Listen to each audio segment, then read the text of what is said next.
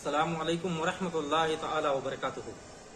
मोहतरम नाज़रीन, हम सुन्नियों का ये तरीका है, ख़ासकर अहले सुन्नत व जमात के लोगों का, हम गौसो ख्वाजा रज़ा के मानने वालों का, कि जब भी किसी बुज़ुर्ग के नाम की तारीख़ या उनके विसाल का दिन आता है तो हम उनके नाम से इसाले सवाब करते हैं।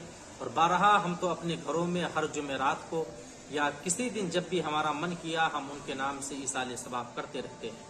ख़ास करके हुजूर गौसे आज़म रज़ियल्लाहु ताला अन्हु के विसाल की जब तारीख़ आती है उस तारीख़ में भी हम नज़र नियाज और इसाले सवाब करते हैं। और उनके नाम से जो 11वीं शरीफ मौसूम है, जब वो तारीख़ आती है तो उस तारीख़ में भी हम इसाले सवाब करते हैं। कुछ लोगों को इससे जलन और एतराज़ होती है और वो लोग एतराज़ करते हैं कि कुरान और सुन्नत में ये बात कहाँ लिखी है कि 11वीं शरीफ मनाया जाए या इसाले सवाब किया जाए। तो मैं उनको ये जवाब देना चाहता हूँ कि कुरान पाक में तो बेशुमार और मुतअद्दिद मकामात पर अल्लाह तबारका व तआला ने कुरान में इरशाद फरमाया है। मुतअद्दिद जगह मुतअद्दिद आयतें हैं। यहाँ मैं सिर्फ एक आयत पेश करूंगा जो सूरह हश्र की 28वीं पारी की है, रब्बना ग़फ़िर लना, जिसका माना और मफ़हूम ये है कि ऐ हमारे रब हमारे लिए और हमारे उन भाइयों के लिए जो दुनिया से चले गए हैं, जो दुनिया से कूच कर गए हैं, उन्हें उनकी तो मग़फ़िरत फरमा दे। यानी कुरान पाक में अल्लाह तबारका व तआला ने ये इस आयत करीमा में फरमाया है, जो कि आयत दुआ कहलाती है, कि हर मोमिन ये कहता है कि ऐ मेरे पाक परवरदिगार आलम, हमारे वो भाई जो हमसे पहले चले गए और हमारे लिए हम अपने लिए खुद दुआए मग़फ़िरत करते हैं, तो हमारी मग़फ़िरत फरमा दे। तो गोया की शरीयत की नज़र में इसे इसाले सवाब कहा जाता है और 11वीं शरीफ भी इसाले सवाब ही है। यानी उस तारीख को भी हम अच्छे अच्छे खाने और पकवान बनाते हैं और हुजूर गौसे आज़म रज़ियल्लाहु ताला अन्हु के नाम की नज़र नियाज करते हैं। अब अगर अहादीस पर नज़र डाली जाए तो बेशुमार अहादीस इस पर मौजूद है।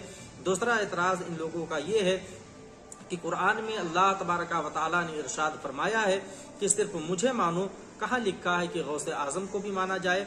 तो मैं कहता हूँ कि यही तो इस्लाम की निशानी है कि अल्लाह और उसके रसूल के मानने के साथ साथ औलिया किराम का मानना भी फ़र्ज है। इसलिए कि औलिया किराम से जो बुग़्ज़ रखते हैं, हमारी ज़ुबान में उन्हें मुअतज़िला कहा जाता है और देवबंदिया दयाबिना वहाबिया तो मुअतज़िला से 2 कदम आगे हैं।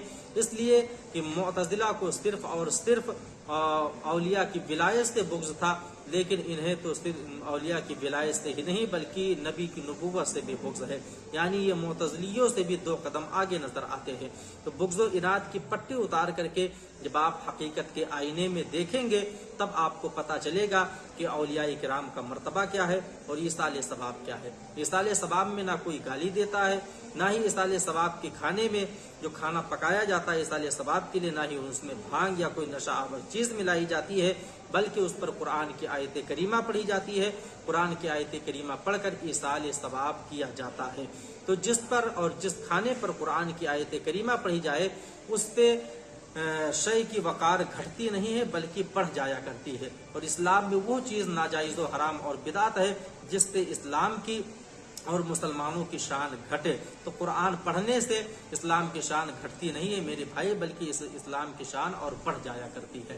तो इसाले सवाब करना हम सुन्नियों के यहाँ जायज़ और मुस्तहसन तरीका है। हम अपने बुजुर्गों के नाम से, अपने औलिया के नाम से इसाले सवाब करते हैं और इंशाअल्लाह क़यामत तक करते रहेंगे। इसलिए कि गौसे आज़म रज़ियल्लाहु ताला अन्हु की वो ज़ात है जिनके बारे में बरेली के इमाम ने कहा था, जो वली कब्ल हुए बाद हुए या होंगे सब अदब रखते हैं दिल में मेरे आका तेरा।